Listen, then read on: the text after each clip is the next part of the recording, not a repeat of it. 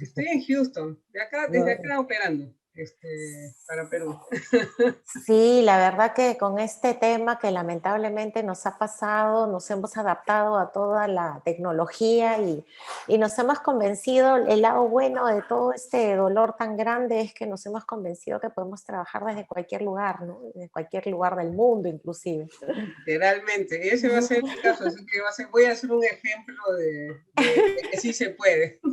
Sí se puede, así Sí, es. sí se Mira, puede. y en esa normalidad, como se llama al día de hoy, tenemos también la posibilidad de contar con expositores, obviamente de tu calidad, amigos extranjeros, profesores de todas partes del mundo, colaborando en este tema de capacitaciones que nos está beneficiando mucho, porque de lo contrario, en un evento presencial al que estábamos acostumbrados todos, el tema era más oneroso, más difícil contar con una plana tan grande, ¿no? Entonces, ese es el lado positivo. Siempre en un tema complicado hay algo positivo que rescatar.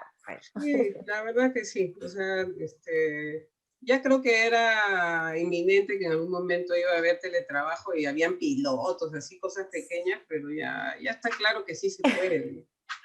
Así es, sí, ¿de cuánto tiempo? Inclusive existían las videoconferencias, existían porque cuando tenías contacto con clientes de otros países usábamos estas plataformas, pero no eran tan conocidas y cada vez que nos conectábamos decíamos, "Ay, ¿y cómo será esto? ¿Y ahora qué hay que hacer?" Y había todo un equipamiento, ¿no? Para ver en videoconferencia al cliente o a veces algunas exposiciones.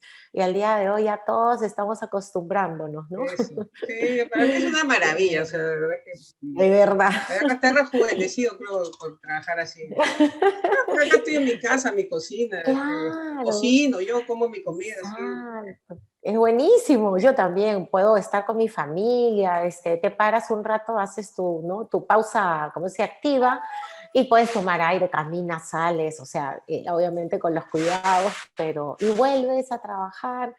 Y sí, eso es lo que nos permite esto. Así es que, en primer lugar, muchísimas gracias por haber aceptado participar en nuestra escuela de negocios. Este es un espacio donde tratamos en una hora, una vez al mes, a todos nuestros colaboradores, clientes, amigos que se sumen a un tema de interés y pueden hacer preguntas por el chat al expositor y en realidad también queda grabado, lo colgamos luego en nuestras redes. Es un tema de colaboración con el conocimiento, esta labor de responsabilidad social que tenemos en cuanto a un consultor es de llevar conocimiento al alcance de todos. Entonces, gracias por participar y aceptar mi invitación. Gracias a ti por invitarme, ya, de verdad que yo feliz, o sea, de participar. A Gracias, veces nomás, Bea. a ver, disculpen más bien la demora en entrar, justo me están preguntando unas cosas y ay, tengo que entrar, y ahí el link y eso, puche. Pero bueno, acá estoy. Sí, no, estamos a tiempo, no te preocupes, pierde cuidado. Bueno, buenos días con todos, a nuestros participantes. Voy a tratar el día de hoy con la doctora Beatriz de la Vega el tema, el impacto del cambio climático en la tributación. Es algo novedoso, nos gustaría siempre que tengan la idea de qué cosas se está trabajando en el mundo, qué cosas es lo que nos queda como reto en el país, y no solamente acá en Perú, sino también América Latina. Nuestra expositora de hoy es especialista en ese tema y voy a presentar su CV. Beatriz de la Vega es abogada con 21 años de experiencia en brindar servicios de consultoría legal y tributaria a entidades del sector hidrocarburos, electricidad, minería, así como en la evaluación del impacto impositivo de transacciones, planeamiento y auditoría tributaria. Actualmente se desempeña como consultora internacional en temas energéticos y sostenibles para la región Latinoamérica. Anteriormente se desempeñó como socia líder de energía en EY Perú. Participa activamente en foros especializados en temas del sector hidrocarburos y energía. Así es que tenemos una invitada de lujo. Hagan sus preguntas en el chat. Yo te dejo, Bea, con la presentación y al final te vuelvo a alcanzar para poder compartir, complementar de repente antes del cierre. ¿Bien? Gracias, Marisol. Buenos días con todos. Encantada de estar aquí participando de las charlas de Quantum Escuela de Negocios.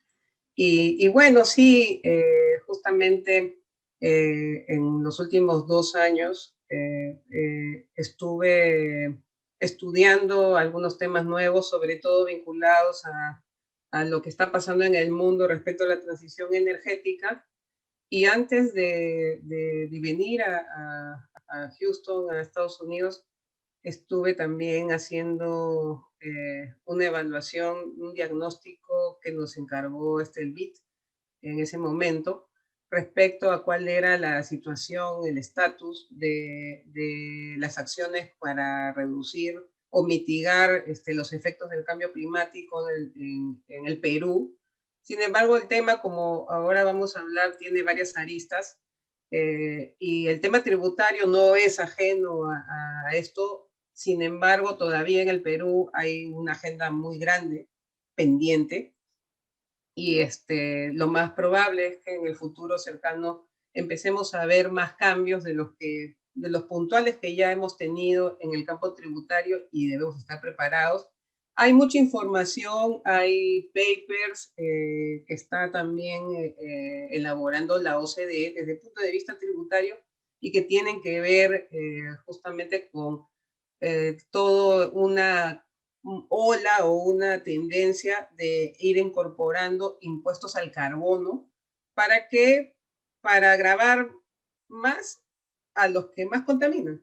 O sea, es una tendencia de darle, como decíamos, o siempre se habló teóricamente en el pasado, una suerte de finalidad extrafiscal a los temas tributarios. ¿Con qué fin? ¿Con qué fin? Con el fin de cambiar el comportamiento de las personas, cambiar las formas de hacer negocios, y con ello lograr pues, reducir la lucha contra el cambio climático. Obviamente no es, en el pasado podría haber sonado para Latinoamérica o para el Perú específicamente como un tema aspiracional, pero ya hoy en día no es aspiracional, porque está involucrado obviamente la posibilidad de pagar más impuestos, la posibilidad de no acceder a financiamiento para realizar nuevos proyectos que no incluyan cómo es que la empresa va a reducir las emisiones de gases de efecto invernadero. O sea, hay ya una tendencia de los organismos internacionales, sobre todo aquellos que financian proyectos sociales a nivel país, de otorgar financiamientos que tengan ese componente. Y de eso vamos a hablar hoy día. A ver, puedo compartir, ¿no? La presentación. Sí, sí, sí puedes hacerlo. Ok, acá está. Entonces, a ver, voy a ponerle en modo presentación. Acá estamos.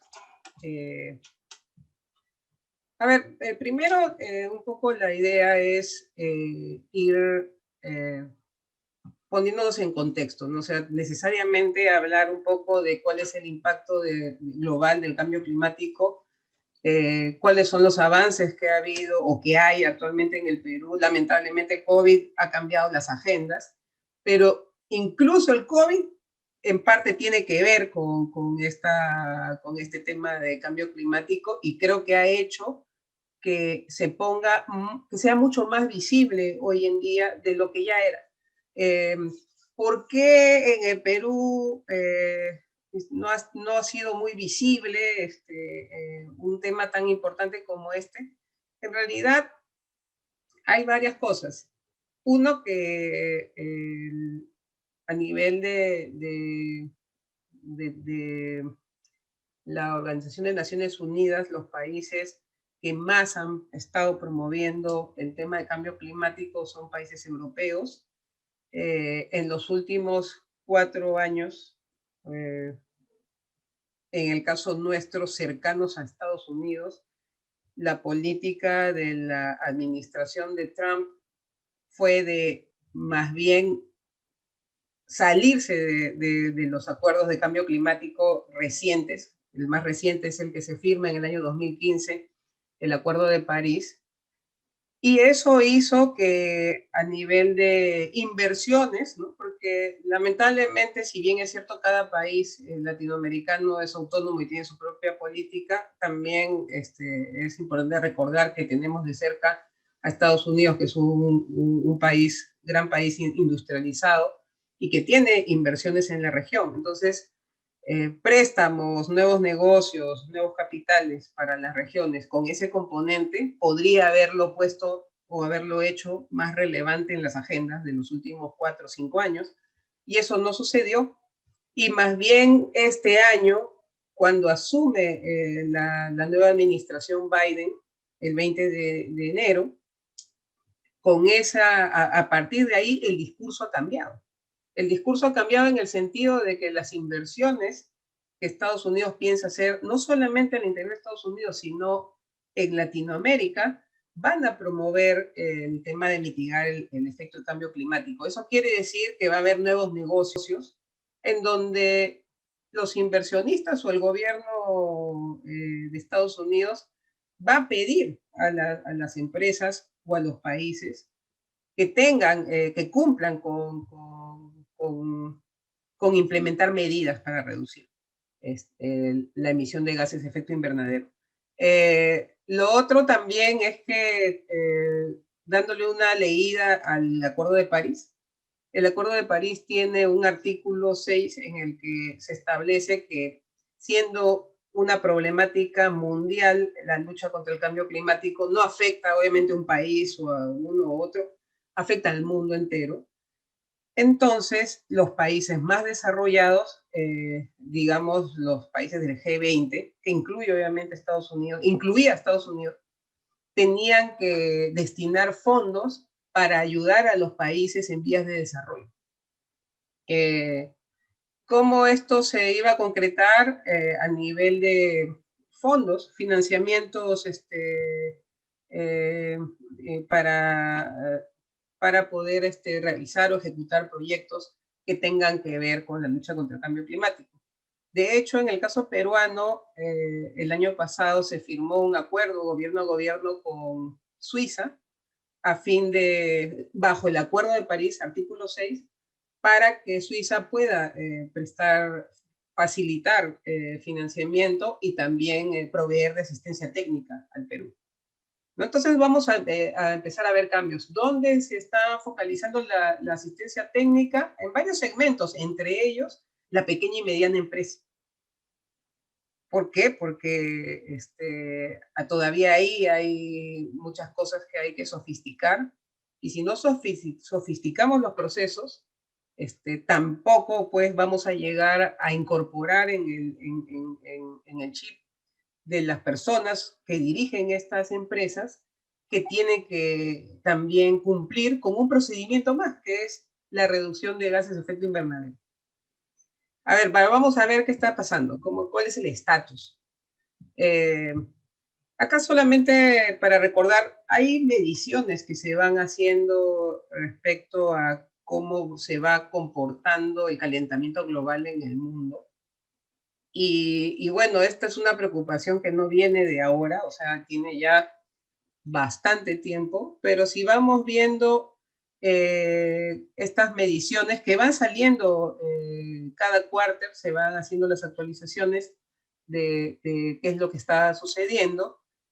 Si vamos viendo acá en promedio qué podría pasar al 2100, si nadie hace nada, o sea, si ningún país hiciese nada, o sea, la idea es mantener el calentamiento global por debajo de 2 centígrados. O sea, esa es la idea, y hoy más que nunca, justamente sobre la base del Acuerdo de París, del que vamos a hablar un poquito más adelante.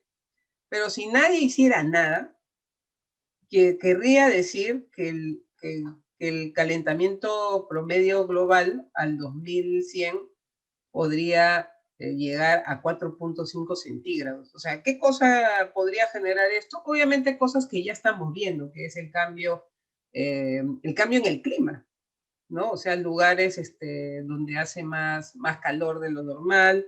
O acá, por ejemplo, en Texas, en febrero, hubo una tormenta de nieve que llevó la temperatura a -9 grados bajo cero, en un lugar donde la temperatura llega a 40 grados y a lo más, cuando hace frío, baja a 5 centígrados. Entonces, irse a -9 en unas casas que no están preparadas y que al interior son de drywall, ha sido un fenómeno que está siendo materia de estudio y además que ha generado pues una serie de daños de personas, de materiales, etc. Entonces, con las políticas actuales tal cual estamos, porque hay obviamente países que sí están trabajando o incluyendo en sus agendas activamente de distintas maneras la lucha contra el cambio climático, pero no todos, tendríamos un calentamiento global de 3.6. Entonces no ayuda, o sea, no ayuda que solamente algunos países lo hagan y no todos tengan las mismas agendas, porque igual eso va a generar que no se cumpla el objetivo de que el calentamiento global no supere los 2 centígrados. Basados en las promesas del Acuerdo de París, tampoco tanto, pero bueno, se podría mitigar el efecto y se generaría igual un calentamiento global que superaría los 2 centígrados, ¿no? Al 2.7. Entonces, este es un tema, esto genera muchas cosas. De hecho, los que deben estar siguiendo los temas del COVID, solamente el hecho de haber mantenido a la gente en su casa en la época donde hubo cuarentenas extremas en todo el mundo, ha habido hasta especies que se han podido reproducir, incluso en zoológicos. Plantas nuevas, plantas que estaban extinguiéndose otra vez floreciendo. Está pasando una serie de cosas extrañas y que tienen mucho que ver con el aporte de gases de efecto invernadero al planeta, ¿no? Que gracias al COVID en algo chiquito se ha podido mitigar. A ver, ¿por qué la temperatura aumenta? Entre otras cosas, por la emisión del dióxido de carbono al medio ambiente. ¿Por qué hay generación de dióxido de carbono? Básicamente la industria, o sea, al tener manufactura, los procesos energéticos, en donde hay algunas industrias que contaminan más que otras, se hace una cuantificación, hay organizaciones como en este caso el Global Carbon Atlas, hace una cuantificación de cuánto son las emisiones de gases de efecto invernadero al planeta, y acá está la lista, o sea, fíjense dónde está concentrado la mayor cantidad de emisión de CO2 en los países más industrializados del mundo y en economías emergentes industrializadas, China. Entonces, ¿qué ha hecho China? China ha incorporado un plan quinquenal que ya está entrando en su tercera versión, en donde en un primer momento empezó a otorgar incentivos, subsidios para el desarrollo de proyectos de energías renovables. China es obviamente un gran importador de materia prima, o sea, el cobre, por ejemplo, peruano, ¿no? Va para allá, para poder desarrollar industrias o manufactura, pero obviamente eso tiene un impacto, ¿no? Entonces ha empezado planes para tratar de mitigar la emisión de gases de efecto invernadero. ¿Y qué ha generado esos nuevos negocios? Por ejemplo, la introducción o la promoción de las energías renovables con subsidios, porque obviamente para promover un segmento nuevo, un nuevo negocio, los inversionistas puedan tener un retorno adecuado, así como en el Perú, por ejemplo, en para incentivar algunos proyectos de largo plazo hay depreciación acelerada, ¿no? Depreciar más rápido los activos, igual mecanismos de ese tipo a efectos de que los inversionistas puedan se puedan atraer capitales a China a fin de que se puedan realizar estos nuevos proyectos con un retorno, una tasa de retorno adecuada para el inversionista, ¿no? Que sean proyectos rentables, inicialmente con subsidios del propio gobierno chino, pero ya actualmente las energías renovables han empezado a ser competitivas y ya los incentivos, los subsidios se han retirado.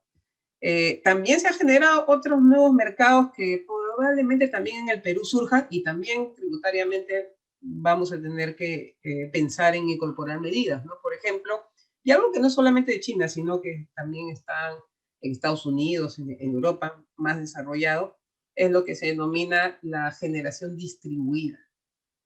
¿Qué quiere decir esto?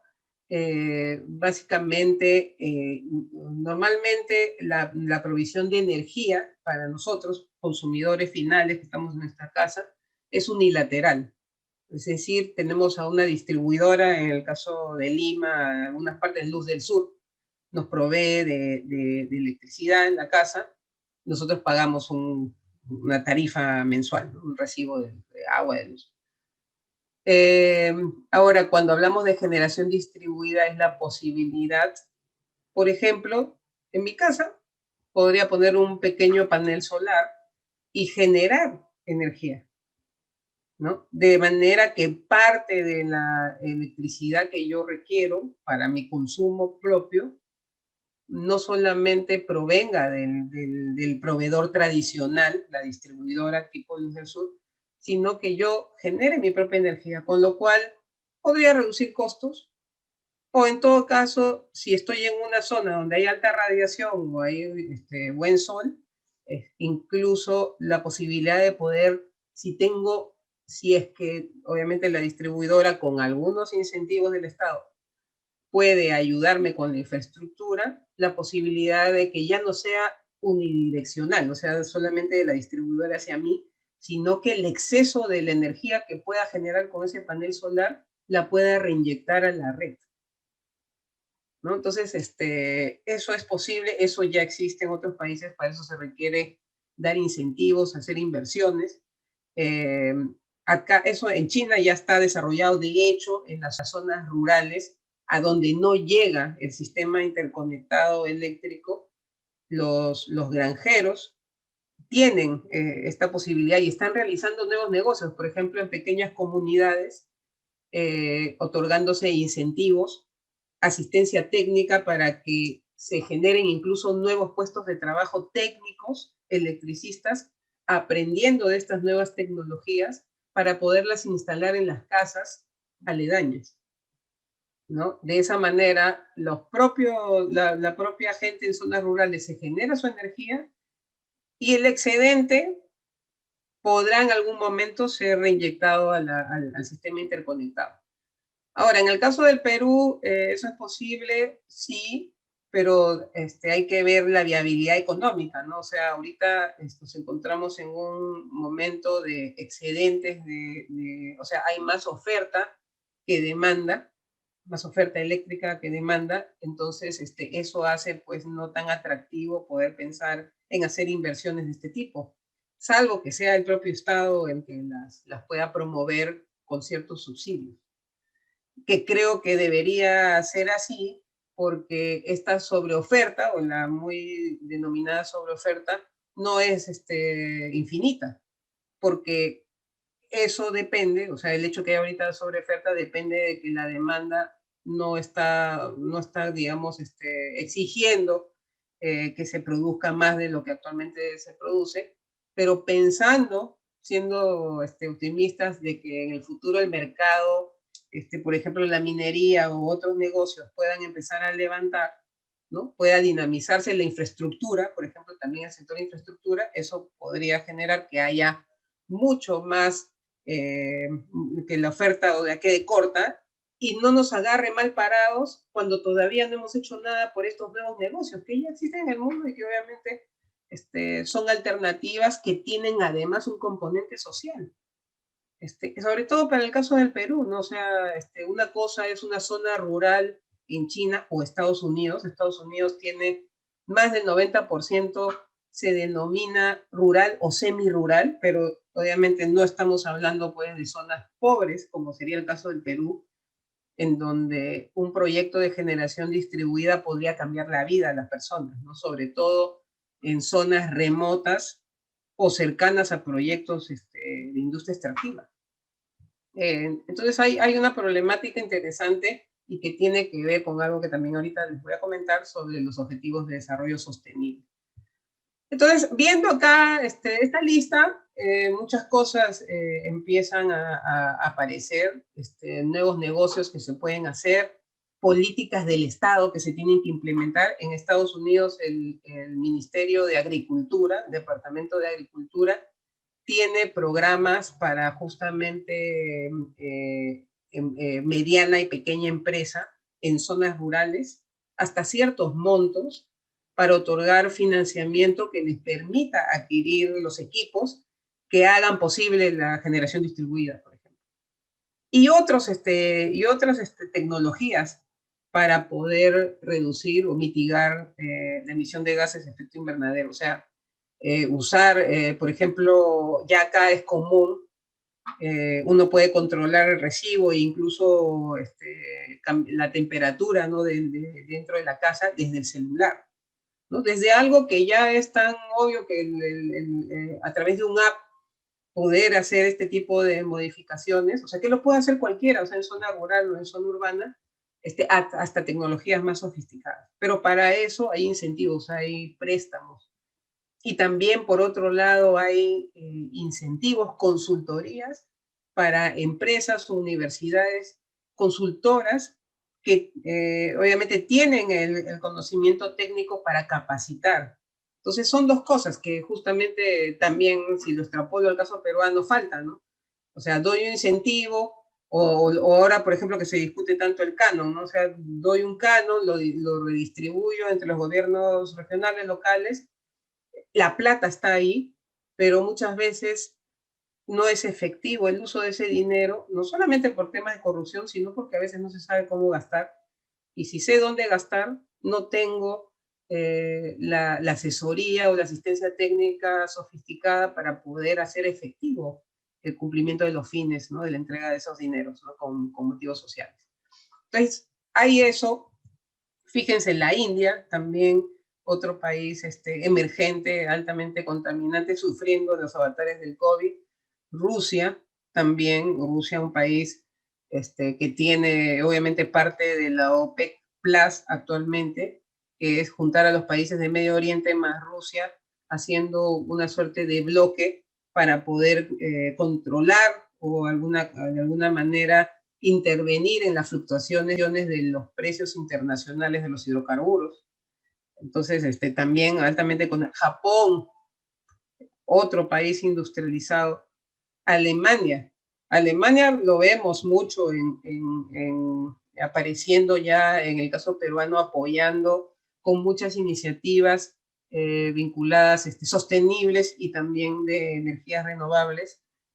Los fondos alemanes apoyando con financiamiento a estas iniciativas. Y de ahí, bueno, vienen otros países, otros países emergentes ya más cercanos a nuestra latitud.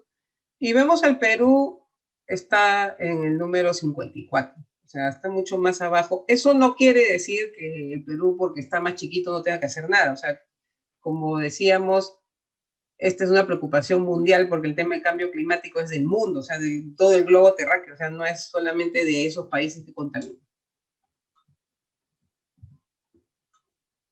Y acá está, y otro dato también general que después ya vamos a conversar también a detalle es a nivel de industrias, ya sin ir al plano internacional, pero cómo estaba la situación en el Perú. Por ejemplo, acá tengo este dato del año 2014, antes de que se firmara el Acuerdo de París, y aquí, por ejemplo, en rojo, el sector energía. ¿Por qué es importante? Porque también en el mundo los principales sectores que generan más emisiones de gases de efecto invernadero es el sector energía y, en segundo lugar, el sector transporte. Entonces, por eso es que no nos extrañemos de ver iniciativas que también localmente están apareciendo ya en el mercado peruano. O sea, se habla mucho a nivel internacional de la transición energética y tiene que ver con esto, o sea, de ayudar entre otras cosas, la lucha contra el cambio climático, porque es cambiarle, o sea, no es solamente un tema, como decía al principio, aspiracional, sino es un tema en el que hay involucrado intereses, hay involucrado mucho dinero. Entonces, por ejemplo, empresas emblemáticas del sector hidrocarburos a nivel mundial, hablando de una British Petroleum, Shell, Total, Equinor, empresas Exxon, Conoco, empresas de prestigio internacional emblemáticas en el mundo en el sector hidrocarburos, hablando de sus nuevos planes al 2050. En el caso peruano tenemos a Repsol también incorporado en esta tendencia, una empresa española, europea, incluyendo en sus agendas como tema, como un tema relevante, la lucha contra el cambio climático y por ello estrategias de carbono cero, ¿no? De estrategia de carbono cero. Claro, pero para llegar a carbono cero, o sea, hay que hacer nuevas cosas. Entonces se habla mucho de la transición energética, en donde estamos viendo empresas emblemáticamente productoras de hidrocarburos incorporando en su portafolio otro tipo de proyectos, incluso el desarrollo de proyectos solares, electromovilidad, ¿no? Y también hoy en día muy en boga, o de estudio, casos de estudio a nivel mundial, el uso de hidrógeno. El uso de hidrógeno para, sobre todo para el transporte de maquinaria pesada, hidrógeno que proviene de un proceso de electrólisis con energías renovables, o también que proviene de procesos adicionales de aquellas empresas que producen gas natural, combinando este tipo de proyectos con capturas de carbono del medio ambiente. O sea, empresas de hidrocarburos haciendo eso, ¿no? Capturando el dióxido de carbono del medio ambiente, incluso para usar ese dióxido de carbono y bombear los pozos de hidrocarburos, ¿no? En vez de usar agua, en vez de usar el mismo gas natural para bombear el pozo, usando dióxido de carbono. ¿Para qué? Para enterrar, entre comillas, ese dióxido de carbono debajo de la tierra, ¿no? Y así ayudar a la lucha contra el cambio climático. Entonces hay varias cosas que se están haciendo y claro, ¿por qué se están haciendo? Porque esto que les estoy comentando en otros lados o ha tenido subsidios o tiene regulación especial y además tiene incentivos tributarios. De hecho, esto último que les comento, el tema de la captura de carbono para inyectar, bombear los pozos petroleros, tiene un crédito tributario contra el impuesto a la renta federal en Estados Unidos, que fue el primero que lo incorporó, que según el cual son 30, por cada tonelada de dióxido de carbono, son 35,000, alrededor de $35,000 que se puede ahorrar la compañía con un crédito tributario contra el impuesto a la renta. Y esta disposición data del año 2018 y aún también está siendo evaluada porque el tema es, yo puedo capturar el dióxido de carbono, bombeo el pozo, pero ¿cómo aseguro, técnicamente hablando, y eso ya no es un tema tributario, que se quede debajo de la tierra ese dióxido de carbono? ¿Qué hay en paralelo? Las universidades haciendo mucha investigación para asegurar de que esto ocurra. Hay mucha investigación sobre ese tema, porque además tiene un correlato que es el dinero, o sea, en este caso un tema tributario clarísimo que puede apoyar de que haya otras empresas que de hecho hay haciendo proyectos similares de captura de carbono. Incluso hay papers ya en la región Latinoamérica en donde se está pensando también empezar a usar estas tecnologías, pero para usar esas tecnologías tendremos que echar mano de las herramientas que ya tenemos, ¿no? Se me viene a la cabeza, por ejemplo, el régimen de recuperación anticipada del IGB, en el caso peruano, ¿no? Para recuperar la caja, pero igual se va a requerir ciertos incentivos para la inversión, o sea, cómo va a recuperar esa inversión el inversionista que pueda realizar, pues construir una planta cuando empiece a operarla. Tendría que haber una depreciación acelerada, tendría que haber algún tipo de incentivo que le permita recuperar en corto tiempo y hacer rentable el proyecto, ¿no? Para que eso ocurra.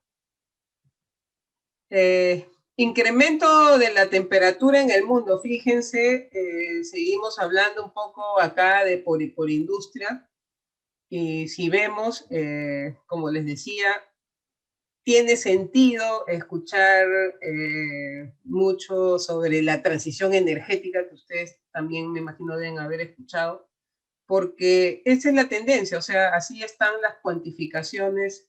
Si vamos viendo ya del PAI, trasladarlo a estas columnas, vamos viendo por qué, entendiendo un poco por qué en la agenda está el tema de transición energética. ¿Qué cosa genera el tema del cambio climático para nosotros? O sea, si vamos viendo en el caso latinoamericano, fíjense, hay también ¿cómo se dice? El mapeo de las zonas en donde se ha ido dando o se ha ido ya registrando un impacto alto, medio o bajo de los cambios en el clima, ¿no? Y eso, como les decía, no solamente genera un tema de cambio del clima propiamente, eso conlleva obviamente la reducción de especies en esas zonas que estaban acostumbradas a un clima determinado. Y por otro lado, también tiene un impacto en la salud humana, ¿no? O sea, el hecho que cambie el clima, el hecho que haya, pues, cosas en el medio ambiente, por decirlo de alguna manera, o sea, el hecho que ya hayamos estado teniendo en los últimos años, pues, distintas mutaciones de gripe,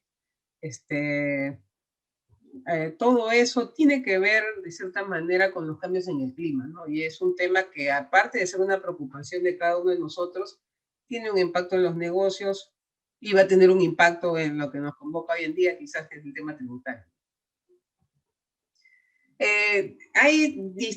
Por donde lo miremos, hay muchas organizaciones haciendo mediciones. Les estoy presentando algunas que son las más relevantes. Acá otra mirada del impacto de los escenarios, distintos escenarios del cambio climático en el futuro, que en este caso lo emite el panel de cambio climático intergubernamental de las Naciones Unidas. Vamos a ver por qué en las Naciones Unidas hay también un convenio a nivel de Naciones Unidas sobre el tema de lucha contra el cambio climático. Y acá se van haciendo mediciones en 3 o 4 escenarios, también para registrar en nivel bajo, medio o alto, cuáles serían las implicancias o las consecuencias de no hacer nada o para mitigar el tema de cambio climático. Estos reportes van saliendo cada año, se va haciendo una evaluación sobre la base de distintos escenarios, ¿no? O sea, que tienen mucho que ver con el primero que les mostré, de si no hago nada, 4.5 centígrados crece el clima, en una situación intermedia o una situación menor. Y ahora, ¿cuáles son las fuentes jurídicas internacionales que amparan todo este movimiento, toda esta onda de lucha contra el cambio climático y sostenibilidad de la que se viene hablando, digamos, como una preocupación a nivel de los gobiernos, y que también obviamente aterrizan con cierta regulación específica a nivel de las empresas? Por un lado tenemos la Convención Marco de las Naciones Unidas sobre el Cambio Climático. Perú es parte obviamente, de Naciones Unidas, es parte de la Convención Marco de Naciones Unidas sobre el Cambio Climático. Y en ese seno de esta convención que data de los años 90, hay dos temas que también el Perú tiene implementado. Una son las NAMAs, las acciones nacionales apropiadas de mitigación contra el cambio climático, y en adición tenemos las contribuciones nacionalmente determinadas que nacieron en el marco del Acuerdo de París que se firmó en el año 2015. Ahorita les explico un poco también la historia de por qué tenemos estos dos. Y por otro lado, hay otras agendas que se interconectan con el tema del Convenio de Naciones Unidas sobre el Cambio Climático, y es que, por otro lado, las Naciones Unidas también, en el mismo año, lanza una Agenda 2030 para el Desarrollo Sostenible. Se interconectan porque dentro de los 17 Objetivos de Desarrollo Sostenible, lo que se conoce como las ODS, está también la acción por el clima. Es uno de los componentes de esa agenda.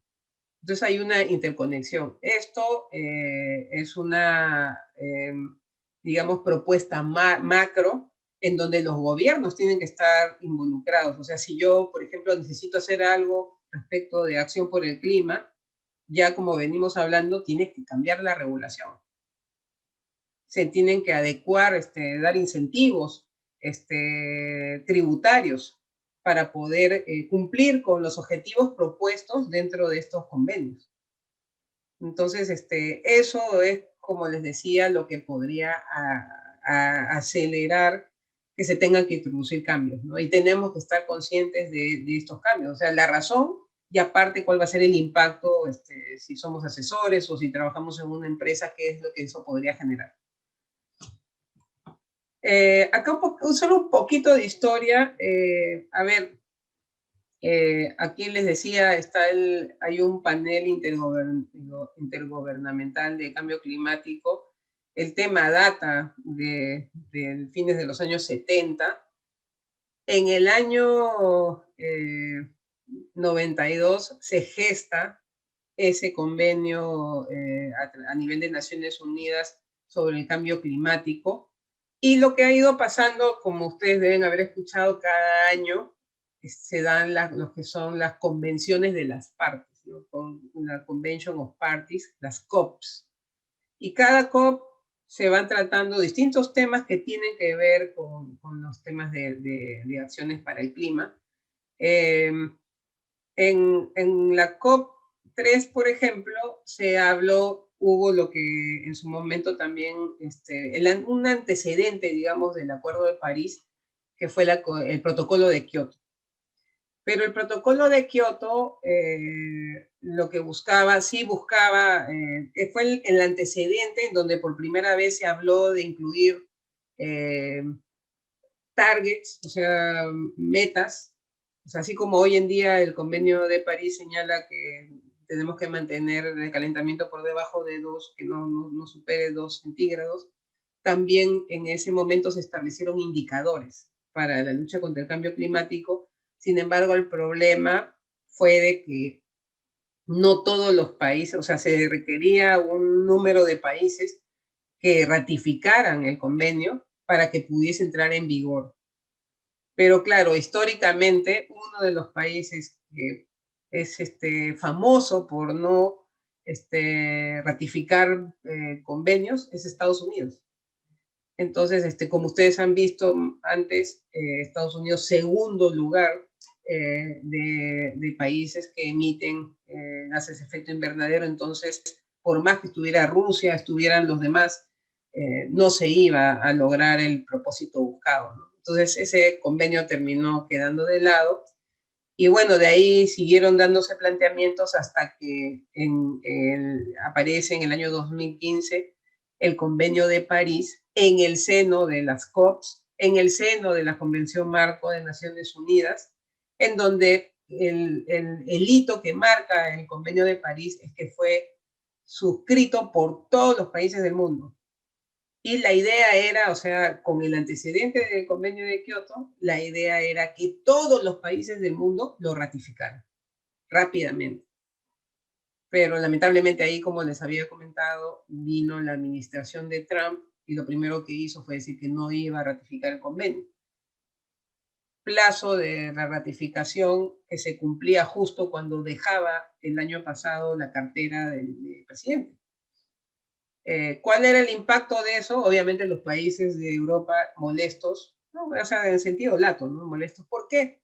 Porque también, como ya les había comentado, los países desarrollados tenían que destinar un fondo específico, contribuir a un fondo para de ahí poder utilizar ese dinero en desarrollar proyectos de lucha contra el cambio climático en países subdesarrollados. Ahora, ahí también comentario aparte, recordemos que este año, 2021, nosotros habíamos puesto una hoja de ruta para poder entrar a la OCDE, ¿no? Porque Colombia y Perú habían presentado no habían sido invitados y habían presentado obviamente su hoja de ruta para poder entrar. Colombia ya entró en pleno COVID, terminó entrando, pero nosotros no, porque no hemos cumplido, o sea, por todo el contexto político no hemos llegado a cumplir con esa agenda. Sin embargo, yo creo que como hablábamos hace unos minutos con Marisol, a veces de las cosas negativas se puede extraer cosas buenas, ¿no? Entonces, ¿qué bueno se puede extraer de esto? Si lo vemos desde el punto de vista de las acciones contra el cambio climático, si nosotros estuviéramos en OCDE ahorita, no seríamos pues un destino de inversión como país subdesarrollado. Pero como todavía no somos, entonces no nos extrañará, además de ese convenio gobierno a gobierno que se ha firmado con Suiza, que haya otros mecanismos o fondos de inversión o estos entes multilaterales tipo Banco Mundial, BID, también promoviendo y otorgando financiamiento para la lucha contra el cambio climático en proyectos específicos, porque lo necesitamos. O sea, somos un país que requiere de ayuda. Somos todavía un país de tercer mundo. A ver, ¿qué está sucediendo? A pesar de que Trump señaló de que probablemente Estados Unidos no iba a ratificar el convenio de París, igual no es que Estados Unidos no estuvo haciendo nada, o sea, tiene una meta de reducción de gases de efecto invernadero de entre 50 y 52%. Al año 2019 estaban en 17%, o sea, bien lejos, o sea, porque no le habían metido, digamos, como un tema de agenda prioritario que hoy día ya cambió esa agenda, ya lo es. Y por otro lado, tenemos otros países donde sí han establecido agendas específicas públicamente y que son países pues, que tienen relevancia en el mapa de emisiones de gases de efecto invernadero, tipo pues, Japón o Brasil, en donde también se han planteado incluso, ¿cómo se dice?, metas más agresivas de neutralidad, de total neutralidad al 2050. O sea, hay algunos países y también a su vez algunas empresas emblemáticas de algunos países donde ya su estrategia es de acá al 2050 carbono cero. No voy a emitir nada. O sea, voy a llegar a cero. O sea, todo mi planteamiento de negocio, mi propuesta de valor va a ser totalmente verde, como se dice. Y a eso estamos caminando. Hoy día estaba viendo que ¿quién ha sido una empresa peruana que tiene obviamente inversiones fuera, Lindley, el grupo Lindley, celebrando que tiene su primer financiamiento verde. ¿Qué quiere decir tener financiamiento verde? Quiere decir dos cosas. Una, ha levantado capital, ¿no? O sea, ha recibido financiamiento para realizar un proyecto, pero en ese proyecto que no he visto exactamente en qué consiste, pero imaginándonos que sería construir una nueva planta, quiere decir que esa planta va a ser construida, o sea, la construcción va a cumplir, por ejemplo, no sé, certificaciones tipo NEET, que son construcciones con bajas emisiones, los equipos, quizás con etiquetas rotulados de controlando el uso de energía por equipo. O sea, hay varias cosas que uno va sumando y quiere decir, cuando uno presenta un proyecto, o sea, el proyecto ya de por sí es verde. Si es que yo controlo todos los componentes de este proyecto, o sea, la reducción de las emisiones que va a generar, e incluso podría ser que el ente que está prestando la plata también incluya como parte de las cláusulas de los contratos de financiamiento, ya no solo indicadores de rentabilidad tradicionales, sino además el que se mantenga la reducción de determinado número de emisiones. Entonces, ya estamos viendo eso y por eso es que están apareciendo los famosos financiamientos verdes, ¿no? O sea, es el financiar, pero obviamente considerando estos nuevos componentes y vamos a ver la proliferación de más. Porque la idea es, como decíamos, que siendo un país de tercer mundo recibamos ayuda, pero recibamos ayuda no para tener la plata en el bolsillo, sino para desarrollar nuevos negocios o cambiar la forma de operar de los negocios existentes, ¿no? Y eso requiere inversión. Acá está, como les decía, bajo el Acuerdo de París están los objetivos de cada país, se definen a través de las contribuciones nacionalmente determinadas, las NDC. Y acá también se va haciendo el mapeo en el último reporte, cómo vamos.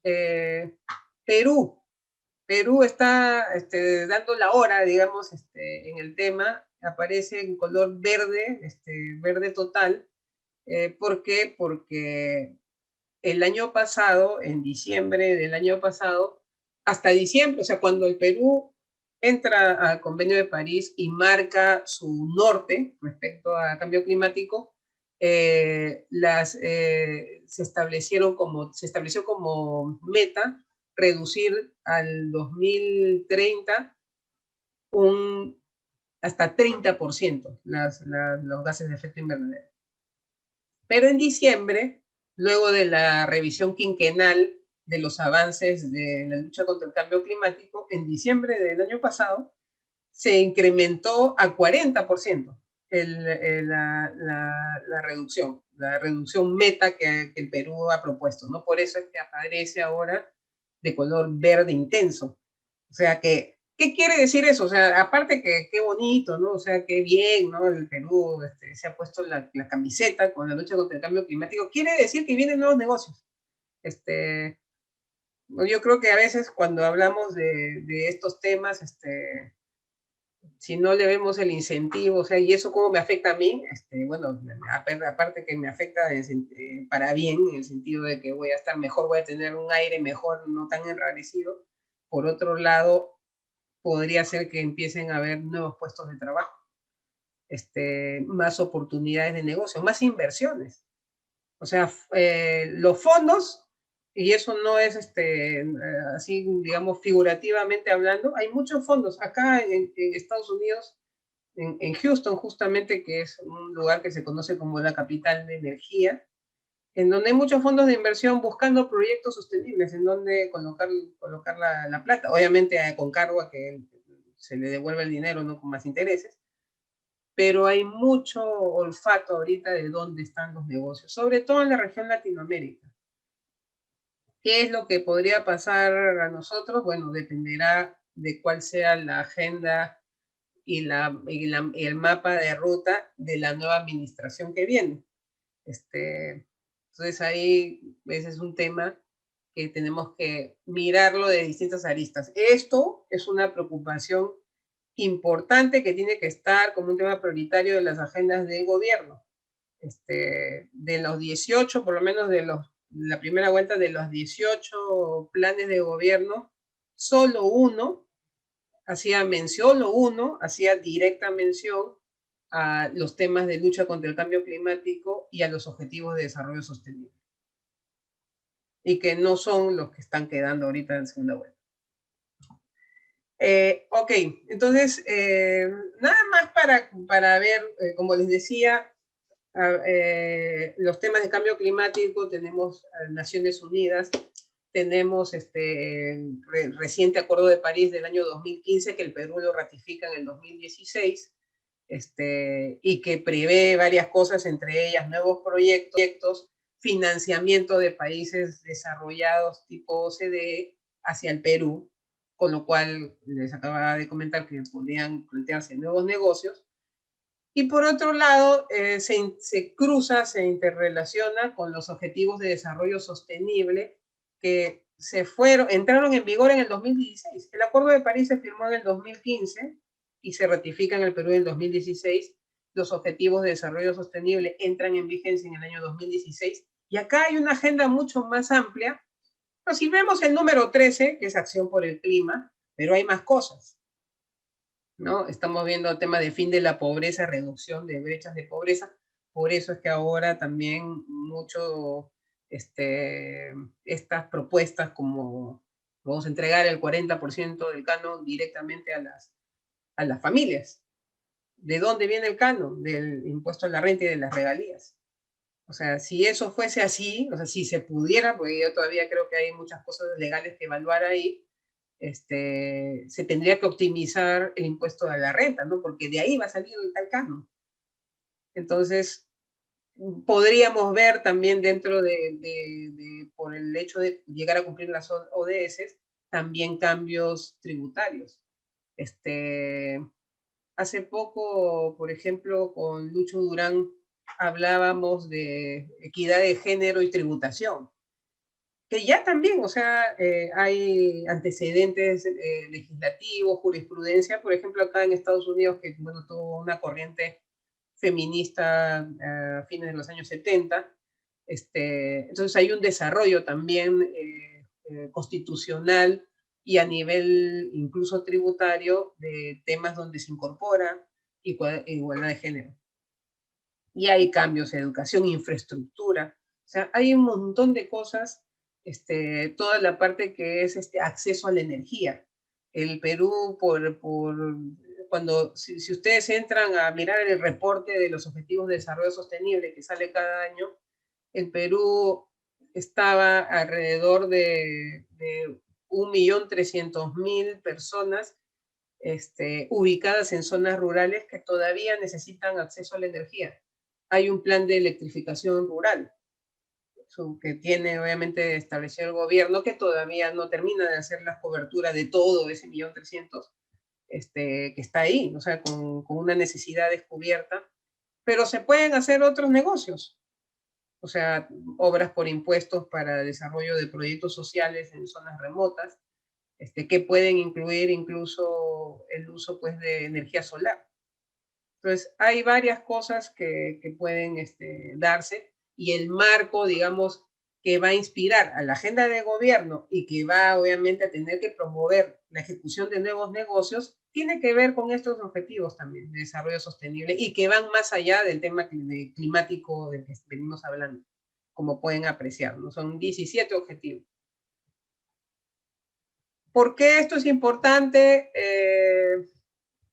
A ver, aparte que es uno de los objetivos, el número 13, Acción por el Clima, ya hemos empezado a ver algunas iniciativas o promoción de algunas iniciativas. Uno, el tema de la transición al concepto verde.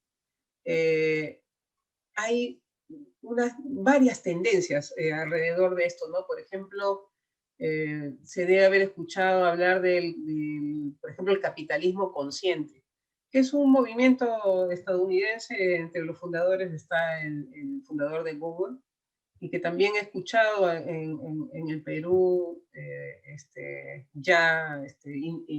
pronunciamientos, comentarios de capitalismo consciente, y que básicamente tiene que ver con mirar a la empresa 360, ¿no? En donde también obviamente se incorpore la conexión, las motivaciones lo de siempre, ¿no? Las motivaciones de los empleados con los empleadores, pero de una manera consciente en donde realmente me preocupe de que ambas partes ganen.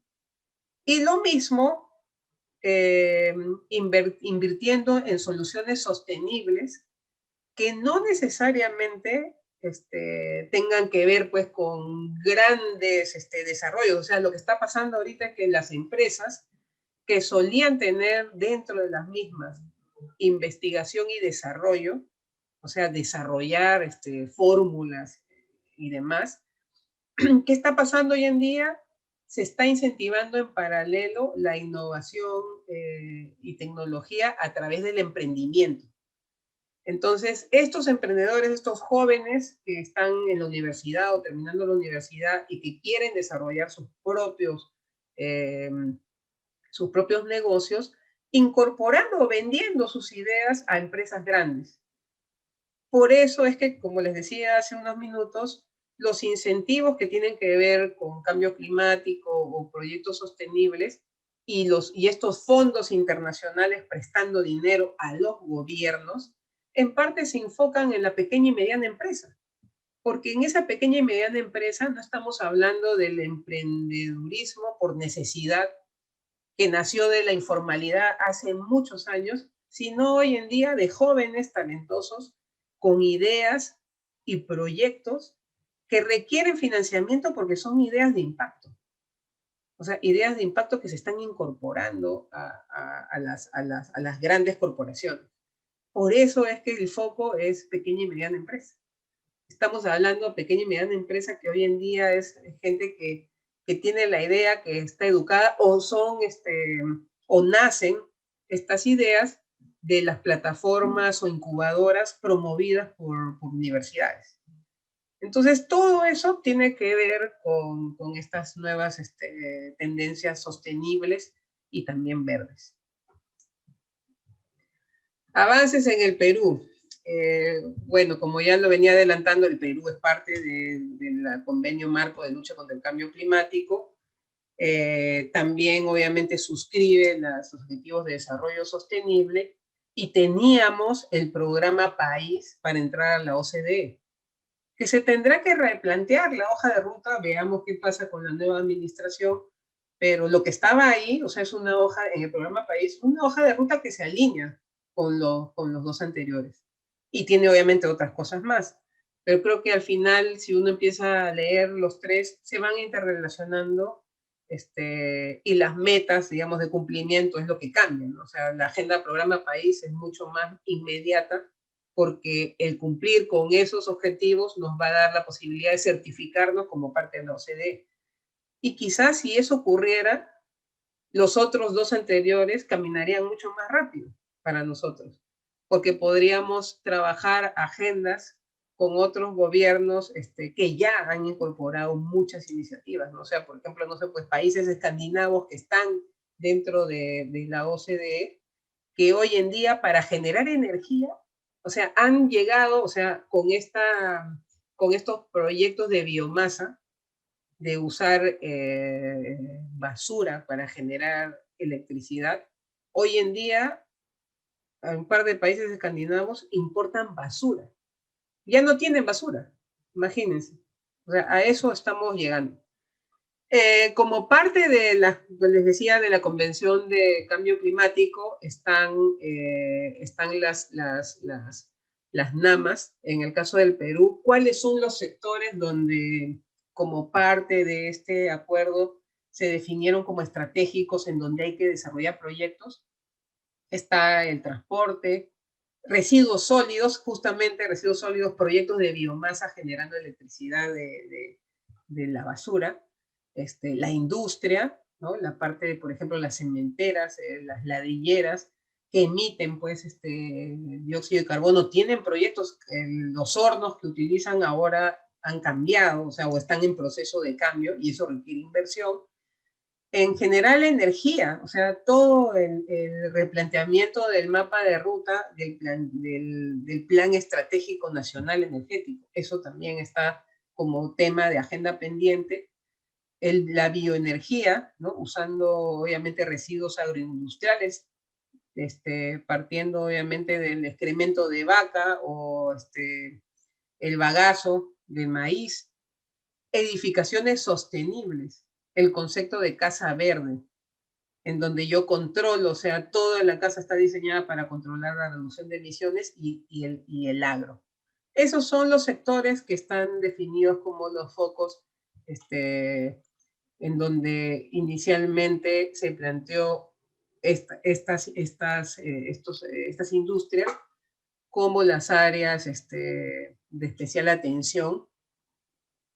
En el caso de energía, como decíamos, energía siendo un sector, uno de los primeros que contamina, se han planteado algunas cosas específicas, ¿no? O sea, por ejemplo, veamos, está pendiente una subasta de energías renovables y hay algunos proyectos que tienen ciertas trabas, por ejemplo, hay un proyecto geotérmico, el proyecto que está dispuesto a financiar, o sea, tiene capital para poder desarrollar el proyecto, pero que requiere el impulso del Estado. Tenemos proyectos de eficiencia energética. ¿Cómo hacemos para que en lo que usamos podamos nosotros mismos determinar qué consume más o menos energía? El rotulado, por ejemplo, es importante, ¿no? En una industria, revisar cuánto consume cada maquinaria. ¿Eso qué requiere? Requiere también sofisticar las instituciones, ¿no? Porque para yo poder determinar si consumo más o menos, necesito medidores inteligentes.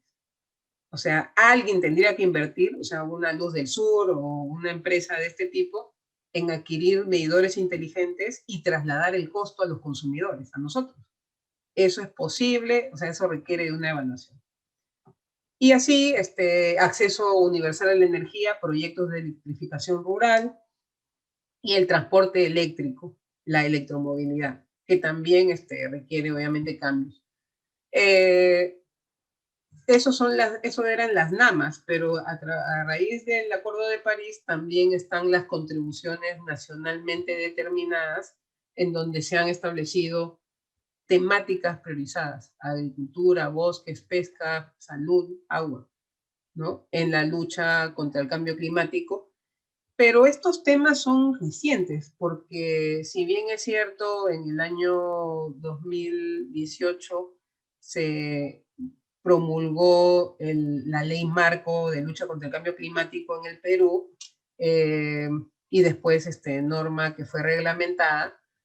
Recién el año pasado, en el contexto COVID, se instaló la comisión de alto nivel.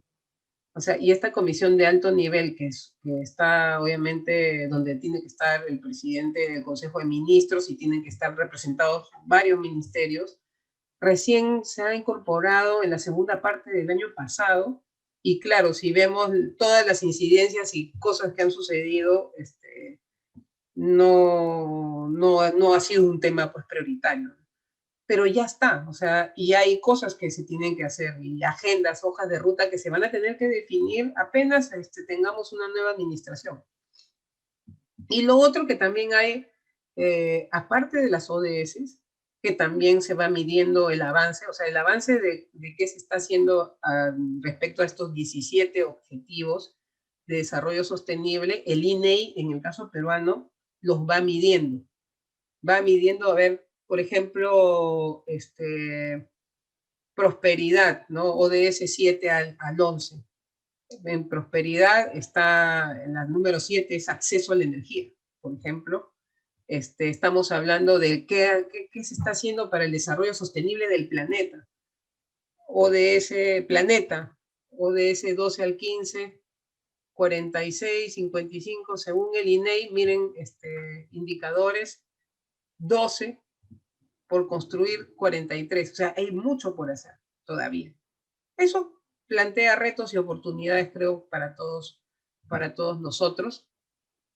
Entonces, eso quiere decir que acá hay una agenda que, en primer lugar, va a generar cambios regulatorios, que no necesariamente van a ser tributarios, pero una vez que se conformen, o sea, las nuevas políticas, se analice los impactos de la economía, del ambiente, cómo hacer para incorporar estas agendas de desarrollo sostenible en la sociedad, que ya está ocurriendo a través de las empresas. De hecho, las empresas que cotizan en bolsa tienen que presentar algunos reportes voluntarios en donde tienen que señalar por sostenibilidad cuáles son sus puntos materiales.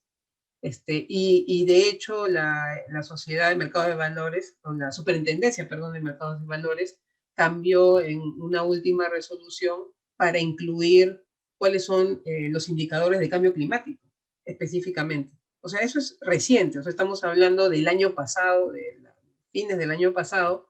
Entonces vamos a empezar a ver los impactos este año. Tributación, ya para ir acabando, o sea, ¿dónde estamos? Después de todo lo que les he contado, hay tendencias en el mundo de la incorporación de impuestos al carbono, como les decía al principio. Y acá está, o sea, hay un mapeo mundial de dónde ya se ha incorporado o está en proceso de incorporación los impuestos al carbono. Justamente el que más, el que más contamina será el que pague más impuesto al carbono. Y también hay otro sistema que es básicamente europeo, que es el sistema de las ETS, que es la Emission Trading System. ¿Y en qué consiste esto? Que también es plenamente aplicable para el Perú. No existe en el Perú, pero se puede usar, porque es a través de los ETS en el mercado europeo, las empresas que están realizando proyectos verdes emiten certificados, y otras empresas que tienen que cumplir también con reducir su huella de carbono. O sea, huella de carbono quiere decir, yo estoy hoy día aquí, estoy emitiendo tantas toneladas de dióxido de carbono y quiero llegar a reducir de las 100 que emito a 50. ¿Cómo hago? ¿Qué proyectos tengo que hacer para que eso ocurra? Necesito dinero. Entonces puedo recurrir, como el caso de Linley, a un financiamiento verde. Ahora, si quiero reducir mi huella de carbono, no necesariamente yo realizo o ejecuto un proyecto. Si no puedo comprar un ETS, una bajo el Emission Trading System, compro un certificado con el cual estoy ayudando a esa empresa a que cumpla con su proyecto verde, y yo también, porque estoy también colaborando con reducir las emisiones, ¿no? Por eso es que para efectos de reducir mi huella de carbono, para una empresa peruana, la empresa peruana podría comprar certificados en otro país, porque de esa manera también contribuye con esa empresa en ese otro país que está realizando un proyecto verde. Eso también es posible, y ya algunas empresas que lo están utilizando en el Perú. El reto, tributariamente, hay varias cosas que hay que analizar o retomar toda esa problemática que ya conocemos. Por ejemplo, el 2016 o 10, ya no estoy segura ahorita, cuando se cambió, por ejemplo, se incorporaron algunos supuestos de renta de fuente peruana en la legislación peruana.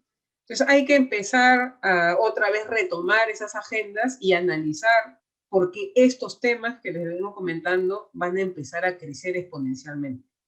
Si yo no puedo realizar el proyecto, no puedo acceder a financiamiento, compro pues porque me interesa reducir mi huella de carbono, porque si la reduzco, yo puedo acceder a un préstamo bancario quizás. De hecho, el Ministerio de Medio Ambiente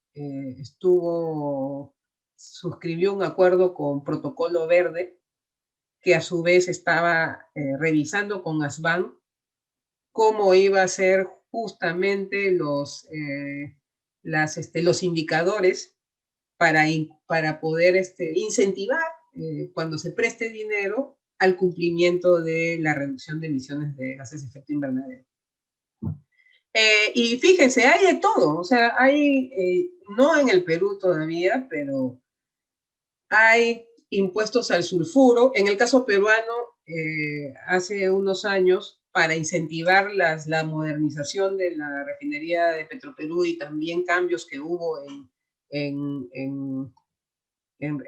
por ejemplo, en Repsol,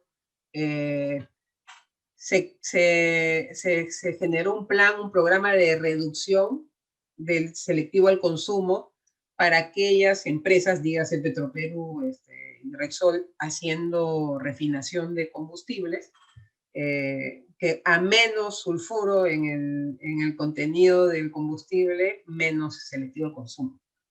Algo similar a un impuesto al sulfuro, hay los impuestos al CO2, al carbono, incluso los vuelos, tasas por residuos, o sea, por dónde dejo los residuos sólidos o cuántos residuos sólidos estoy generando, tasas por residuos domésticos, por contaminación de agua.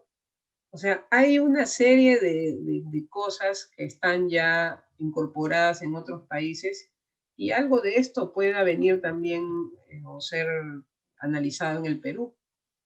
Y además, porque está resultando ser una fuente interesante de recaudación para algunos países, ¿no? O sea, fíjense, acá está la tabla, cómo ha ido creciendo en el tiempo los impuestos a la energía, el impuesto al transporte.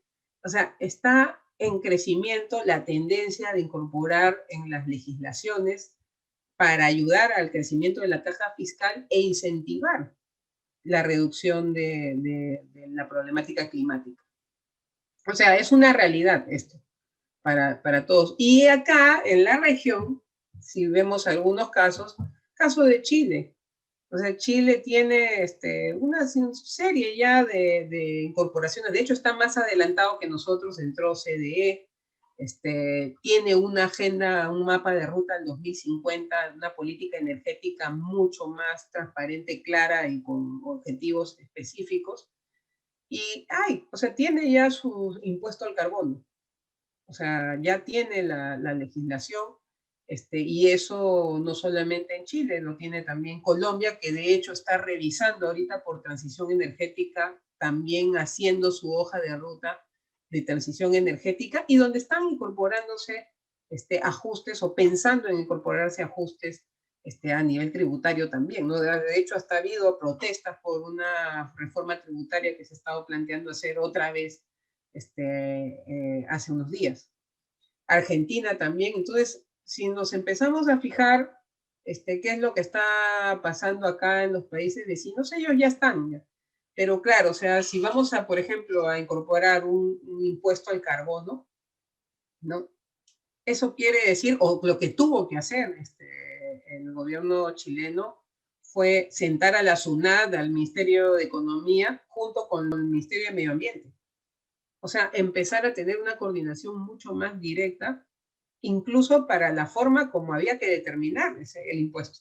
O sea, las fórmulas para determinar las emisiones. Entonces ya requiere de ir articulando con otros sectores, cosa que a veces puede ser un poco complicado pensando en todos los cambios que hay dentro de un periodo de 5 años de un gobierno, todos los cambios que hemos tenido de ministros, a veces eso podría ser jugarnos en contra. Y lo mismo, otros impuestos al carbono, en el caso de Argentina, en el caso de Colombia, ¿no? O sea, son los emblemáticos en la región. Hay otros tributos que también, por ejemplo, Brasil ha incorporado cargos por el uso de agua, tasas por recojo y tratamiento de residuos sólidos. O sea, para retirarle también o sea, que del Estado de lo que recauda, o los gobiernos locales de lo que recauden, nos puedan ayudar con la reducción de gases de efecto invernadero por el manejo de los residuos sólidos, mejor, como lo ha hecho Brasil, es imponiendo un nuevo tributo que genere ingresos adicionales, porque a veces también la estructura que ya existe no funciona como se debe. Entonces es un tema también que hay que analizar en el caso peruano. En el Perú, algunas cositas específicas en lo tributario que no son muy visibles o de impacto, digamos, en términos de recaudación. Por ejemplo, fue la incorporación de las bolsas plásticas. El tema de las bolsas plásticas tiene ya una historia bien larga en algunos estados de Estados Unidos y también en Europa. El tema es que para cambiar el comportamiento de las personas depende un poco de los costos, ¿no? O sea, y yo creo que por ahí, ni en términos de recaudación, no es un monto significativo a nivel de recaudación, a nivel de Estado, pero tampoco de impacto para el consumidor. O sea, yo recuerdo haber estado, por ejemplo, en Reino Unido, Y para mí una libra, bueno, yo transformaba la libra en que era casi como 5 soles para el Perú, y si yo no llevaba mi bolsa reciclable, tenía que comprar la bolsa porque no tenía dónde llevar las cosas. Y era casi como 5 soles. Entonces, el que sea medio sol realmente incentivará, o sea, hacia el futuro incentivará que se cambie totalmente el comportamiento de las personas o no. Esa es la pregunta que se tendría que hacer respecto del tema de las bolsas plásticas. Y lo otro que hay es, por ejemplo, el selectivo al consumo.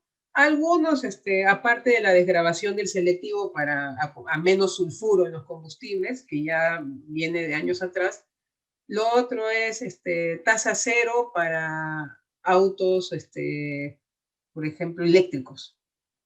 Pero es como que el inicio de algo, ¿no? Porque tasa cero para autos eléctricos, pero los equipos, los repuestos, toda la generación de un mercado, de una necesidad, cambio de comportamiento de los consumidores para que puedan preferir el uso de un auto eléctrico.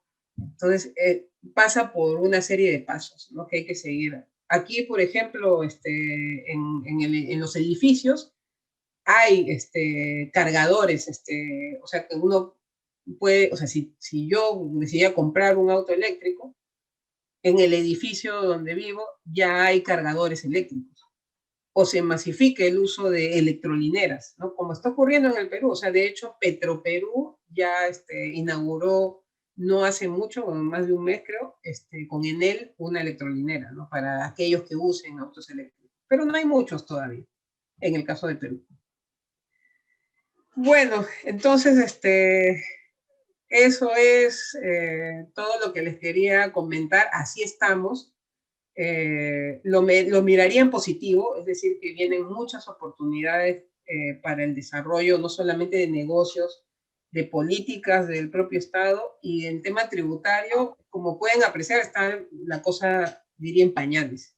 O sea, pero no en pañales de incorporar solamente nuevos tributos, sino de revisar cosas o problemas que ya tenemos en nuestra legislación actualmente, ¿no? Entonces, bueno, son buenas noticias, creo, al final de cuentas. Gracias. Sí, Beatriz, de verdad que es súper interesante lo que nos has compartido, ¿no? Es una información integral del tema, cómo se está manejando a nivel mundial y cómo lo has aterrizado a los países vecinos del Perú y el mismo Perú, ¿no? Hay varias preguntas de los participantes de repente para ir atendiéndolos. Y yo particularmente creo que en la medida que todas las personas seamos conscientes del daño que le hacemos a nuestro planeta, y es un trabajo, creo que si con esa conciencia cada individuo de manera personal va colaborando y trabajando en pro de que no exista esa contaminación que tanto daño le hace al planeta, también es una colaboración de un granito de arena, ¿no?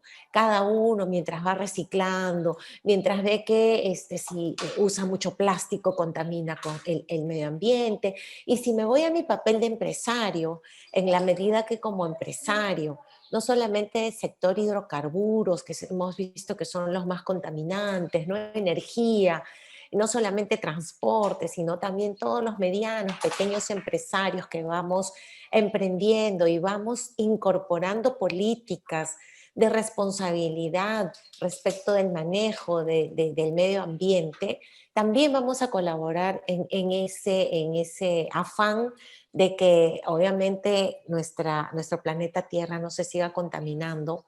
Estamos viendo que el clima está cambiando a nivel mundial, la experiencia que has contado es una cosa extraña y todos notamos que el clima va cambiando en cada país, en cada zona, o se vuelve más cálido o estamos con fríos más fuertes. Tenemos desastres naturales que también se originan por todo este mal manejo que le estamos dando a todos los residuos sólidos, al uso excesivo de temas contaminantes.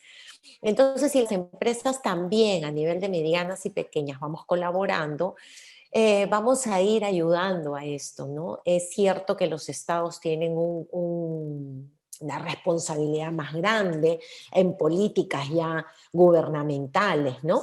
Y también las administraciones tributarias tienen un reto bien grande y has visto, como lo has proyectado, tenemos una buena recaudación cuando incorporamos impuestos como los que has presentado, ¿no?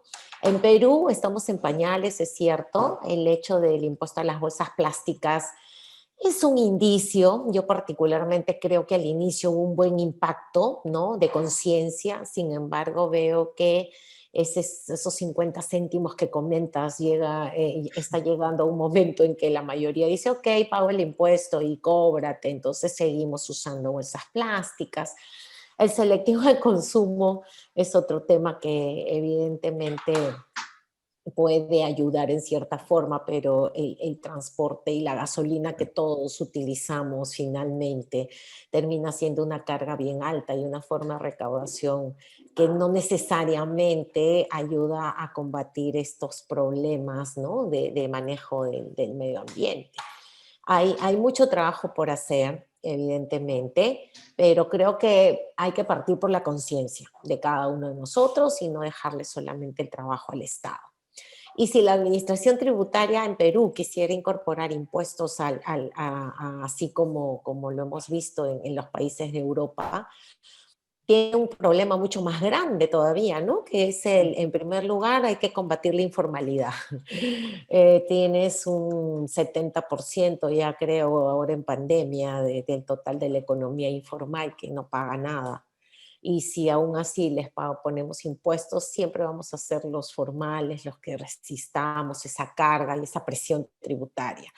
Entonces hay un trabajo bien fuerte por hacer, sobre todo en Perú, de conciencia tributaria, de orden, de facilitar el sistema tributario para que hayan menos informales y de la mano pues ir implementando estos temas de impuestos que en todo caso tendría que estar orientado evidentemente a la minería contaminante o al sector energía y bien focalizado, ¿no? Y a nivel de un trabajo bien pensado para poder continuar con eso. ¿Cómo lo ves? Sí, bueno, de hecho, lo bueno en el caso nuestro es que tenemos todos los problemas que hemos ido teniendo en los últimos años. Igual la economía se ha ido moviendo porque tenemos pues mucha inversión fuerte, como digamos activos, ¿no? En el Perú por la minería.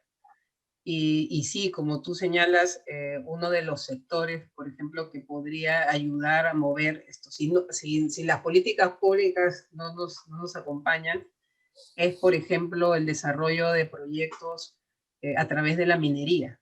O sea, o la minería siendo la que nos jala, ¿no? Porque, decía, por el tema de la energía, si en algún momento se revierte la sobreoferta, la minería, es porque la minería crece.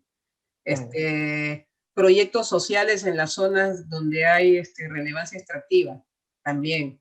El tema del canon, que hoy día, está en la mesa del 40% de las familias, que no necesariamente concuerdo con eso, pero ¿de dónde va a salir el canon? Del impuesto de la renta. Entonces, como que de cierta manera, eso nos puede jalar a que en las agendas de estos entes, incluso de la SUNAT, y de hecho la SUNAT lo tiene mapeado porque SUNAT participa activamente en las reuniones de la OCDE y ahí está también los planteamientos de tributación y cambio climático, tributación, industria extractiva. Esos temas se aterrizan ahí. El tema, como tú dices, del reto es que hay que evaluar primero dónde estamos parados en nuestro sistema tributario, porque no creo que sea tan fácil tampoco pensar en incorporar nuevos tributos. Pero sí hacer una reevaluación, o sea, se tiene que hacer, ya creo, con tantas cosas nuevas y ver cuál es el óptimo, ¿no? No creo que sea el mismo caso de Chile, de Argentina, Colombia, pero hay que hacer algo, o sea, hay que estudiar, hay que volver a mirar la realidad, ¿no? Esto nos lleva a que de verdad el nuevo gobierno tiene un reto bien grande. Necesitamos una reforma tributaria estructural y completamente de fondo para ver que esto se pueda lograr, ¿no? Si no, estamos hablando sobre parches, más de lo mismo, que no nos ha llevado a nada realmente, y siempre la queja de los grandes y los mismos soportando la recaudación. Mira, paso a leerte algunas preguntitas. Aquí hay una pregunta de un participante que dice: buenos días, excelente presentación. Su pregunta es: ¿existe una temporalidad para cobrar un tributo por aquellos agentes económicos que contaminen más? ¿Debería de calzar con la proyección de eliminación de la contaminación ambiental como prioridad de bajar casi en su totalidad las emisiones de carbono? Y no debería de quedar indefinidamente los tributos por este concepto, porque si no se vuelve permanente y perdería el objetivo original de eliminación total de la contaminación. ¿Qué opinas? Bueno, ahí no, o sea, no hay, o sea, el diseño de los tributos que ya existen, por ejemplo, los que están acá cerca, países vecinos, siguen los lineamientos tributarios clásicos. O sea, igual tenemos el nacimiento de la obligación, o sea, cuándo es exigible, hasta cuándo la SUNAT, en este caso la SUNAT puede ejercer, obviamente, la fiscalización, el cobro, ¿no? Los plazos de prescripción. O sea, eso se va a mantener así. O sea, el tema es, si lo veo dentro de la perspectiva actual de lucha contra el cambio climático, las mediciones que tendrá que hacer el gobierno tendrán que ser de acuerdo a la agenda que se vaya planteando, por ejemplo, de acá al 2030. O sea, el 2030 el Perú dice que va a reducir sus emisiones en 40%. ¿Cómo lo va a hacer? Tendrá que ir midiendo, ¿no? Y incorporando algunos incentivos para que eso ocurra, pero lo que voy es, nuevamente, nuestros conceptos tributarios que hemos estudiado, esos no van a variar. Lo que va a variar es la finalidad, quizás por llamarlo, como le decía de una manera al inicio, extrafiscal, de por qué estoy incidiendo más en este tipo de tributos y no en otros. Así es. Mira, Lorena Salazar también nos pregunta: muy interesante la exposición, su consulta: ¿de qué manera el Estado peruano puede ir incorporando a las ONGs del Perú para ayudar con estas tareas de cambio climático? Sabemos que las ONG son los brazos del gobierno en las tareas sociales que ellos no pueden abarcar. Hoy, bueno, sí, de hecho, hoy en día hay muchas iniciativas de distintas ONGs, y estas ONGs también, obviamente, formales y cumpliendo con todos los requisitos que el país requiere, pueden ser destino de contribuciones, ¿no? De entidades internacionales que van mapeando este tipo de entes para también contribuir con el desarrollo de proyectos. O sea, y ahí es donde también depende un poco de la propia ONG, ¿no? Por ejemplo, hay un proyecto en la selva, no me acuerdo ahorita el nombre del distrito exactamente, donde el gobierno municipal, con el apoyo técnico de una ONG, están construyendo una biblioteca cuyos ladrillos están hechos de plástico reciclado. O sea, yo creo que el papel de las ONGs es interesante en el sentido de plantear, traer ideas, colaborar con la asistencia técnica que se requiere, llegando a esos lugares donde no necesariamente llega el brazo del aparato estatal, y que justamente, como también lo había mencionado, hace de que el dinero que se recauda y que se va a través del canon tenga el despropósito de o que alguien se lo quede o que se invierta mal. Entonces, ahí es donde están las ONGs. Ahora, el problema, o sea, desde el punto de vista de industria extractiva, es que se satanizan las ONGs. Sí. Y no solamente en el Perú, ¿no? Sino en el mundo, ¿no? En todo el mundo. Porque también, obviamente, depende de cuál sea la finalidad, ¿no? El problema en el caso peruano es que no lo vemos, ¿no? O sea, ocurren cosas en zonas alejadas que no son muy visibles. Vale. Y también, a mí no me consta, pero siempre, en algunos casos, las comunidades apoyadas o incentivadas por ciertas ONGs.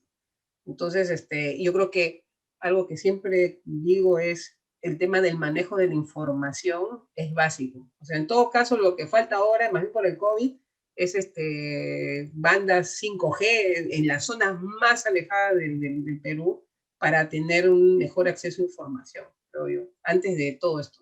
Eso es lo primero, totalmente de acuerdo, lo primero.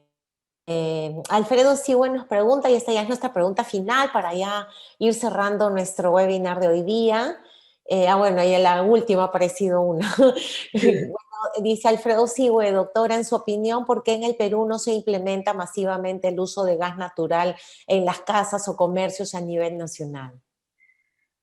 Ay, esa pregunta tiene para un motivo de webinars así largos y tendidos. ¿Qué pasa? El Perú tiene gas natural.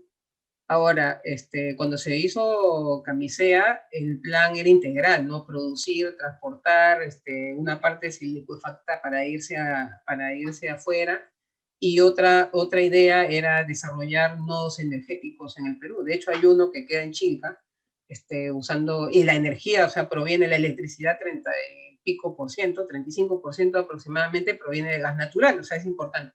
Ahora, ¿por qué no llega a las casas? El gas natural necesita infraestructura y de algún bolsillo tiene que salir esa infraestructura. Entonces, en el caso de Lima y Callao, estamos viendo a Cálida haciendo este gran esfuerzo, pero para poderlo hacer masivo, se ha tenido que echar mano ¿cómo se llama? Del Fondo de Inclusión Social Energético. O sea, el Estado subsidiando el hecho de que pueda llegar ese gas natural a las zonas más pobres de Lima y Callao. Ahora, también hay concesiones de distribución en el norte y en el sur. O sea, en el norte igual, un esquema similar, y en el sur, el año pasado ustedes deben haber leído una empresa que tenía la concesión de distribución de gas natural, Naturgy, se ha retirado del Perú y le ha interpuesto un arbitraje internacional al Perú por incumplir el contrato. ¿Por qué? Entre otras razones, uno, porque en su momento también, cuando Naturgy, esta empresa española, entra al Perú, estaba ya licitado y otorgada la buena pro del gasoducto del sur, porque la idea era generar más transporte del gas natural hacia la zona sur del Perú y hasta crear allá también un nodo energético, o sea, más electricidad proveniente de gas natural desde la zona sur, para desarrollar la zona sur. No ocurrió Odebrecht y tantas cosas, pasaron. Y además, ¿por qué no se ha masificado? Porque el gas natural compite con el GLP. ¿Y qué pasa? O sea, lo determino en qué mercados el GLP, el gas licuado de petróleo, se puede usar,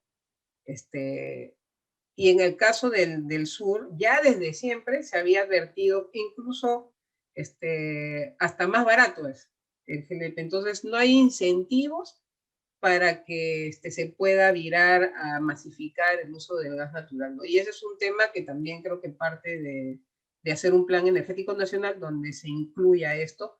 ¿Cómo lo puedo hacer? Ahí también entra a jugar el selectivo al consumo, dar ciertas fiscalizaciones a nivel de los entes reguladores más agresivas en la zona. O sea, hay varias cosas ahí.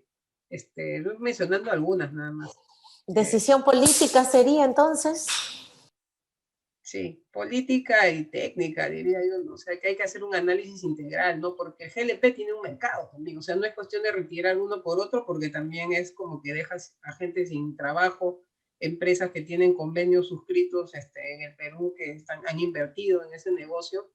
Entonces, no es tan fácil, pero si no analizas todo de una mirada macro, o sea, es poco difícil que puedas lograr un cambio.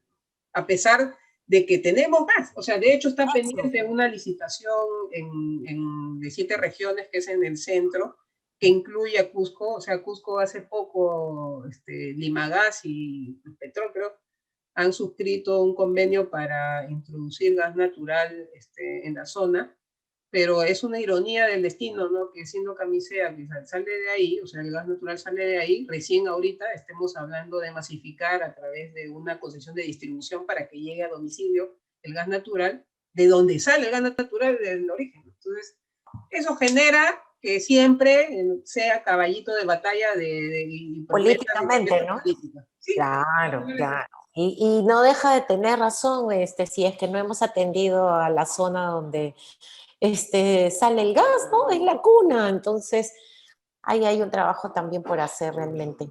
Y finalmente, como te decía, Carla Alba nos dice, muy interesante el tema expuesto. En la actualidad, una empresa que adquiera paneles solares para la generación de energía, ¿tiene algún crédito tributario contra el impuesto a la renta? De haberlo, se incentivaría esa actividad, ¿no? ¿Qué opinas, Bea?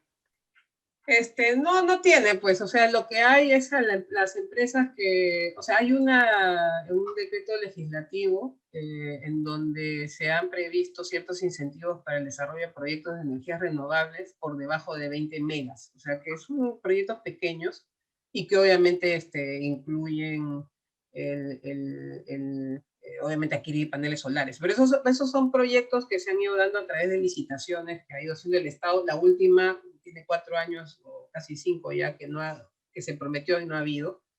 Pero en general, si uno quiere adquirir paneles solares, no hay ningún tratamiento especial y justamente ese es el tema, ¿no? Porque alguien, por ejemplo, que quiere, o sea, si hay una empresa que presta servicios, que puede, ¿cómo se dice?, incorporar si yo tuviera un edificio, digamos, con oficinas, y quiero dar señales al mercado que soy más verde, ya, pues, Claro.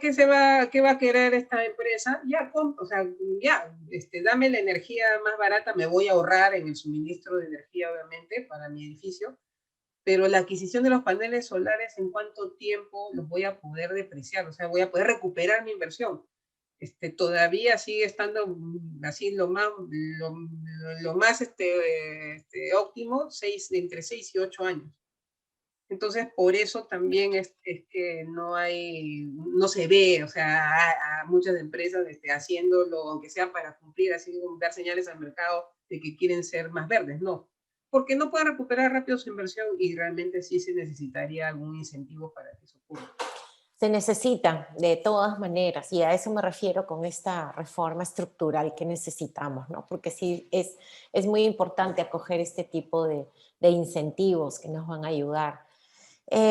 Muchísimas gracias, Beatriz. Ha sido súper interesante compartir contigo. Nos has ilustrado sobre muchos aspectos. Aquí también las preguntas que nos han hecho, esperamos que les haya quedado claro y quisiera comprometerte en algún momento, contar nuevamente contigo para algún tema de tu especialidad, de repente algo de la parte minera, el tratamiento de la tributación en el sector minería, que siempre también nos solicitan. Entonces, una vez más te agradezco, gracias por la asistencia a todos los participantes y antes de terminar, no sé, tus palabras finales y vamos dando paso a la encuesta en línea, por favor, como siempre hacemos para el feedback respectivo. No, gracias a ti por la invitación bueno, cuenta conmigo de todas maneras para la tributación minera. Y bueno, sé que viene un programa comprensivo tributario de Quantum y de verdad y aprovechar para invitarlos también a participar, ¿no? del programa, porque lo que yo digo es, lo que yo aprendí hace 5 años, hoy día ya cambió, o sea, por más que la ley no se haya movido. O sea, porque los casos, entonces sí es importante siempre estar recibiendo capacitación, ¿no? Entonces, realmente los convoco, los incentivo a que sigamos siempre estudiando, ¿no? Muchas gracias. Y sí, efectivamente, Beatriz de la Vega forma parte de nuestra plana docente de lujo, en la verdad, nuestro programa de especialización en tributación empresarial y tiene a su cargo también el dictado de un curso sectorial. Así es que sí, muchísimas gracias, Bea, por la invitación también al programa. Y entonces nos despedimos. Dios mediante será hasta el próximo mes en otro webinar a disposición de todos ustedes. Buenos días, cuídense mucho. Gracias, Beatriz. Besito, chao.